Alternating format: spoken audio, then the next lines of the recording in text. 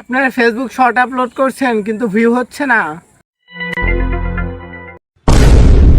তো চলুন আপনাদের শিখে আসা যাক কিভাবে আপনারা সঠিক নিয়মে ফেসবুক রিলস আপলোড করবেন।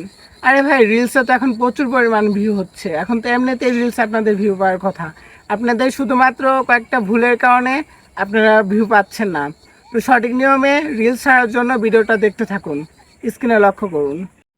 প্রথমে আপনারা আপনাদের ফেসবুক আইডিতে ঢুকে কোনাতে দেখতে পারবেন প্লাস আইকনে টিপ দিয়ে রিলস অপশন।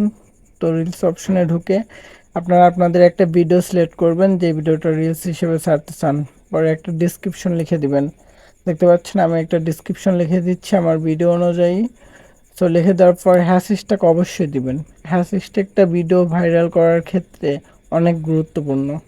সো হ্যাশট্যাগটা দেওয়ার পরে আপনাদের ভিডিওর থাম্বনেল মানে ভিডিওর আকর্ষণীয় জায়গাটা আপনাদের ওইটা ভিডিওর সামনে দিতে হবে। এর জন্য আপনারা নিচে দেখতে পারবেন সেভ মোর সেটিংস, এখানে ক্লিক করার পর নিচে অ্যাড অপশন দেওয়ার পর কভার টেক্সট, এখানে আপনার ভিডিওর সবচেয়ে আকর্ষণীয় জায়গা যেইটা প্লাস আইকন টিপ দেওয়ার পর ওই জায়গাটা নিচে সিলেক্ট করে দেবেন।